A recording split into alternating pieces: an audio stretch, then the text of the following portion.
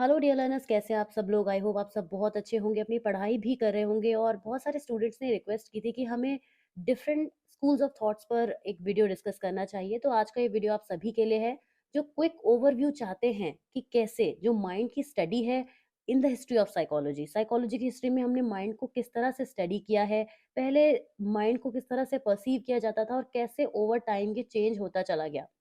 हम यहाँ पे डिफरेंट 4 स्कूल्स की बात करेंगे, जिसमें स्ट्रक्चरलिज्म, जैसा कि आप स्क्रीन पर अभी देख सकते हैं। स्ट्रक्चरलिज्म के अलावा हम फंक्शनलिज्म और इसके बाद बात करेंगे गेस्टॉल्ट साइकोलॉजी और प्रेजेंट में चल रहे कॉग्निटिव साइकोलॉजी के बारे में। ये वीडियो काफ़ी क्विक और शॉर्ट रहेगा, just to make you understand these concepts, क्योंकि ये जो स्कूल्स हैं, ये अपने आप में बहुत वास्ट स्टडी की जाती है इनकी। तो अगर आप पहले इसको थोड़ा-सा अंडरस्टैंड कर लेंगे कि एक्चुअल में है क्या, तो आप जब इसको डीपर में पढ़ेंगे तब आपको ईज़ी हो जाएगा। तो इसी पर्सपेक्टिव को ध्यान में रखते हुए आज का वीडियो है, जिसे हम क्विकली स्टडी करते हैं। पहले बात करते हैं स्ट्रक्चरलिज्म की कि ये क्या है।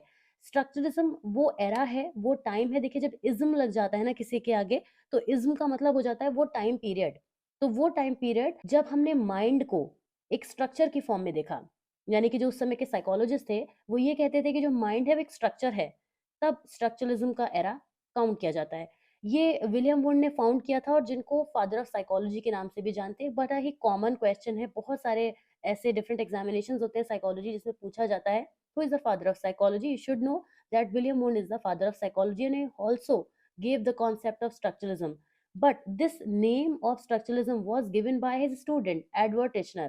एडवर्ड टिश्नर का भी काफी फेमस है नाम। आगे आप बहुत जब साइकोलॉजी में डिटेल में चीजें पढ़ते हैं तो आप इनके क्रॉस भी आते हैं। तो एडवर्ड टिश्नर इनके स्टूडेंट थे जिन्होंने स्ट्रक्चरलिज्म नाम दिया था प्रॉपर, लेकिन इस एरा को ये खुद रूल करते थे, जिन्हें हम कहते हैं विलियम वुंड। आगे अगर बात करें तो विलियम वुंड जो थे, he started the first psychological laboratory in 1879 at the university of Leipzig, Germany. और यहीं से साइकोलॉजी का बर्थ माना जाता है। जब विलियम वुंड ने जर्मनी में यूनिवर्सिटी ऑफ लिप्जिग में 1879 में फर्स्ट लेबोरेटरी सेटअप की, तभी साइकोलॉजी फिलॉसफी से अलग हुई और इस तरह से साइकोलॉजी का वहां से बर्थ भी काउंट होता है। इसके अलावा इनका फोकस था the element should make up conscious experience. जो भी हम माइंड को देखते हैं वो एक स्ट्रक्चर की फॉर्म में देखते हैं, और उसके जो एलिमेंट्स हैं वो एक कॉन्शियस एक्सपीरियंस क्रिएट करें हमारे लिए, तभी हम उसे माइंड कह सकते हैं।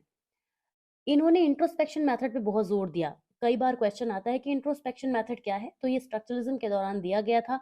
विलियम वुंड थे जिन्होंने इंट्रोस्पेक्शन पे बहुत फोकस किया था, लेकिन ये मेथड उतना ज्यादा कारगर साबित नहीं हुआ, आगे चल के डिस्कार्ड किया गया। उसके रीजन क्या थे मैं अभी आपको बताऊंगी। लेकिन इंट्रोस्पेक्शन मेथड का मतलब होता है टू इंट्रो इंस्पेक्ट, खुद को इंस्पेक्ट करना, अपने अंदर झांकना। उसको हम बोलते हैं खुद के अंदर को रिपोर्ट करना, इसे हम कहते हैं। जैसे कि analyse the test of a reason through introspection. आपको रेजन्स दिए जाते हैं और आपसे कहा जाता है कि आप इसको, इसकी स्वीटनेस, सॉल्टनेस, सोरनेस और बिटरनेस को रेट करिए। आपको दिया जाता है और मान लीजिए आपके एक फ्रेंड को भी ये चीज़ दी जाती है, तो दोनों के एक्सपीरियंस डिफरेंट आएँगे। हो सकता है आप उसमें स्वीटनेस पे ज़्यादा फ़ोकस करें और आपका फ्रेंड सोरनेस पे फ़ोकस करे, कोई और पर्सन बिटरनेस पे फ़ोकस करे। तो इस तरीके से लोगों के डिफरेंट डिफरेंट एक्सप्रेशंस निकल कर आएँगे, जिसकी वजह से ये रिज़ल्ट निकला, या फिर ये कह सकते हैं कि ये प्रॉब्लम बनकर सामने आई कि जो डिफरेंट ऑब्जर्वर्स होते हैं, वो डिफरेंट रिपोर्ट्स देते हैं सेम इश्यू के लिए। और इस वजह से ये जो इनका इंट्रोस्पेक्शन मेथड था, वो बहुत ज़्यादा यूज़फुल साबित नहीं हुआ। अब हम बात करते हैं कि स्ट्रक्चरलिज्म की ही वजह से 2 स्कूल ऑफ थॉट्स और निकल कर आए, जो मेंटल प्रोसेसेस को स्टडी करते हैं। सबसे पहले, जिसको हम फंक्शनैलिज्म कहते हैं, ये माइंड को एक फंक्शनिंग ऑब्जेक्ट के रूप में देखता था। इनका कहना था कि माइंड वो है जो फंक्शन करता है, और अगर वो फंक्शन नहीं करता है तो वो माइंड नहीं है। इन्होंने पूरी तरीके से स्ट्रक्चरलिज्म को डिस्कार्ड किया कि माइंड कोई स्ट्रक्चर नहीं है जिसे आप सिर्फ स्टडी करते रहें, बल्कि हमें ये देखना होगा कि माइंड में फंक्शनिंग कैसे होती है। और ठीक इसके बाद आया है गेस्टॉल्ट साइकोलॉजी, जिसमें गेस्टॉल्ट्स थे जिन्होंने साइकोलॉजी को दिया था। खैर, अब इसके बारे में भी बात हम करेंगे, तो पहले हम बात करते हैं फंक्शनैलिज्म के बारे में कि फंक्शनैलिज्म क्या था। फंक्शनैलिज्म को जो एडवोकेट करते हैं, इट इज विलियम जेम्स, जिनका नाम आता है, he was an American psychologist जिसने फंक्शनैलिज्म के कॉन्सेप्ट को दिया था। He focused on how mental processes help humans and non-human species adapt to their environment and survive. हमारा माइंड फंक्शनिंग करता है, हमारा ब्रेन जो होता है फंक्शन में रहता है, जिसकी वजह से हमारा माइंड भी फंक्शनिंग के प्रोसेस में रहता है। इसी वजह से हमारे डिफरेंट मेंटल प्रोसेसेस वर्क करते हैं। और उनका यही कहना था, ये माइंड को स्ट्रक्चर की फॉर्म में ना देखे, प्रोसेस की फॉर्म में देखते थे, इसीलिए उन्होंने इसको फंक्शनलिज्म के एरा का नाम दिया।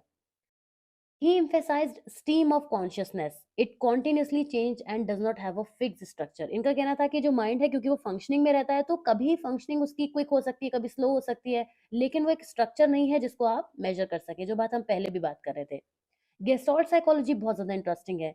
ये कहते थे कि consciousness can not be reduced to its elements, कि हम जो कॉन्शियसनेस होती है हमारी उसको उसके सब पार्टिकल्स में नहीं ब्रेक किया जा सकता। What counts is how the elements are related, like notes in a melody. जैसे अगर हम एग्जांपल लें, सारे गामा पाधा निसा, अगर हम म्यूजिक के नोट्स का एग्जांपल लें, तो अगर आप इसमें से कुछ भी एक हटा देते हैं तो वो इनकम्प्लीट फील होता है। यानी कि हर एक नोट की अपनी एक वैल्यू है, तो हर नोट अपने आप में होल है, हर नोट अपने आप में कंप्लीट है और अपनी इंपॉर्टेंस रखता है। एक और एग्जांपल ले सकते हैं, जैसे आपने कोई फ्लावर पॉट लिखा, तो फ्लावर पॉट में क्या होता है, एक पॉट होता है, उसके ऊपर फ्लावर्स का एक बंच होता है। तो ये कहते हैं कि वो फ्लावर पॉट तब नहीं है जब उसमें फ्लावर और पॉट्स हैं, वो अपने आप में पॉट और फ्लावर दोनों अपनी वैल्यू होल्ड करते हैं।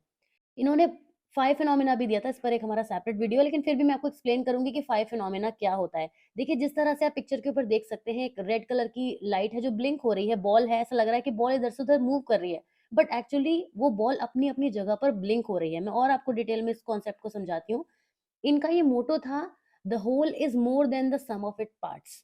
जो कोई भी चीज टोटल होती है वो हमेशा अपने पार्ट्स से ज्यादा होती है। मैथमेटिकली भी देखें तो हमेशा ऐसा ही होता है कि 2+3=5 होता है, तो वो 5 3 से भी बड़ा होता है और 2 से भी बड़ा होता है। तो वही कॉन्सेप्ट यहाँ पर भी अप्लाई हो रहा था, लेकिन यहाँ पर ये चीज भी ऐड होती है कि 2 की भी अपनी वैल्यू है और 3 की भी अपनी वैल्यू है उस 5 को बनाने में। 5 फिनोमेना क्या था? It was the illusion of movement based on stationary object. कुछ चीज़ें रखी हुई होती हैं अपनी जगह पर, लेकिन उनकी ब्लिंकिंग की वजह से हमें ऐसा लगता है कि वो मूवमेंट कर रही हैं। जैसे मैंने आपको रेड वाली बॉल का एग्ज़ाम्पल दिया। आप अपनी स्क्रीन पर देख सकते हैं, ये जो पिंक कलर के डॉट्स हैं, आपको ऐसा लग रहा है कि कोई सर्किल है जो चल रहा है। एक्चुअली सर्किल नहीं चल रहा है, बल्कि एक-एक जो हमारे पास पॉइंट है पिंक कलर का, वो आपको फ्लक्चुएट होता हुआ दिख रहा है। 1 blinking light plus 1 blinking equals to 1 light moving back and forth. Left में आप देख सकते हैं कि येलो कलर की बॉल है, जो आपको लग रहा है कि clockwise, anti clockwise in fact rotation ले रही है, बट वो ऐसा नहीं है। वो जितने भी हमारे पास टोटल 12 बॉल्स हैं, वो एक एक जगह पर अपने ब्लिंक हो रही है। वो लाइट ब्लिंक होने से और ब्लिंकिंग की वजह से हमें ऐसा लग रहा है कि मूवमेंट बैक एंड फोर्थ हो रहा है। तो गेस्टॉल्ट ने ये 5 फिनोमिना अपनी कॉन्सेप्ट में दिया था।